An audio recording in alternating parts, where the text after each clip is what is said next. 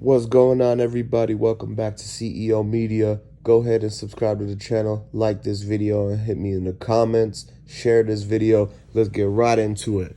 So we got a lot of connections in this whole entire case, man. And one thing that is a obvious, clear connection is the fact that there's multiple of these suspects who have a connection that leads back to CMG Heavy Camp Blac Youngsta.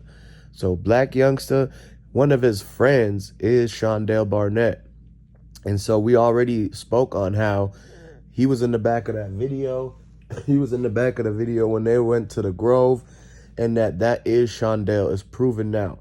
So now it's 100% fact that Blac Youngsta definitely has a hand in what played to the downfall, right? And so basically, this dude been giving orders. If he gave orders to Shondell, then how do you know Blac Youngsta don't know Cornelius Smith? We was already talking about how Cornelius Smith really got that car who he took from one of Blac Youngsta's side chicks.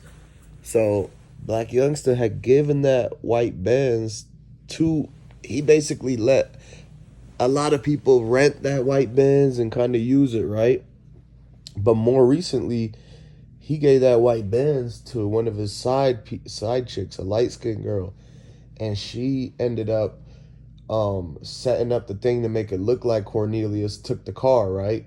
Who leaves their car run? Who leaves a white Benz running at the gas station? Like, come on, you got to be super dumb to leave a car like that just running in Memphis, where you know that it's go time, bro. Like, anybody that needs something is gonna go ahead and get it.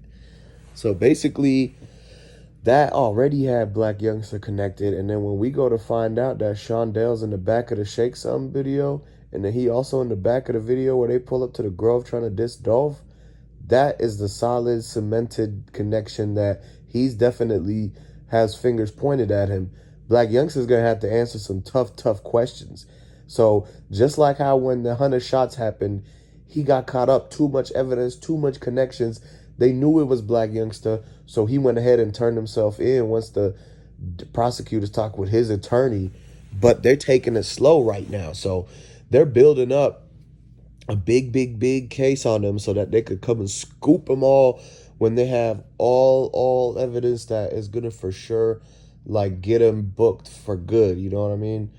And so, at the end of the day, it's all about that. They brought the wrong type of energy. Blac Youngsta brought this negative energy to it, always trying to beef. He never did nothing like Dolph did, where Dolph was trying to give back to the community, help folks get up, all this. Blac Youngsta was just coming and shitting on everybody in his hood, doing shows, not knowing his worth, and it all resulted in him always being in beef, getting in altercations, and eventually calling hits and sending people to do some things that they should have never done in the first place. So from all that, if it's a connection with Blac Youngsta, then it's the connection with Yo Gotti too, because due to the fact that Blac Youngsta only started beefing with Dolph because Yo Gotti was beefing with Dolph. When Yo Gotti did whatever he did to have Dolph diss him with the Play With Yo Bitch video, then that's when Blac Youngsta was recently signed, and he came out to start dissing Dolph too, and he was quick to go move into the streets and try to do the 100 shots. Charlotte, everything like that, right? We all saw the Benz van, the Sprinter van, bulletproof. They was too stupid, and Dolph was one step ahead of them at that time, talking about they tried to do 100 shots, but they didn't account for the bulletproof truck. So, Dolph was way smarter than them. And basically now, because Blac Youngsta only started his beef because Yo Gotti had the beef, that's where you have that merger of, you can move the trouble up the snake's head to Yo Gotti, because they say, Yo Gotti, you motivated Blac Youngsta to hate and start doing shots, drills, and hits on Dolph. So Yo Gotti literally motivated Blac Youngsta to try to take down the man. That is 100% RICO case guaranteed. That's literally the definition. If you look at RICO case and you say, how can you tie up like a kingpin to a RICO case? How can you tie one person to another person in the RICO case? Well, the way that these lawyers and these attorneys and these prosecutors, judges are using the term is that if you conspire, plan, motivate, or hype somebody up to commit a certain type of crime, you will be charged with the RICO case. You will be charged with accessory, connection, co-conspirator, planning, and everything in that matter. So that's how they get caught up. It's looking very, very bad for Blac Youngsta and Yo Gotti. That's why Yo Gotti has stayed quiet. He tried to change the narrative by trying to get that dollar for dollar song popping and trying to change the attention to doing his dance, but nobody did that.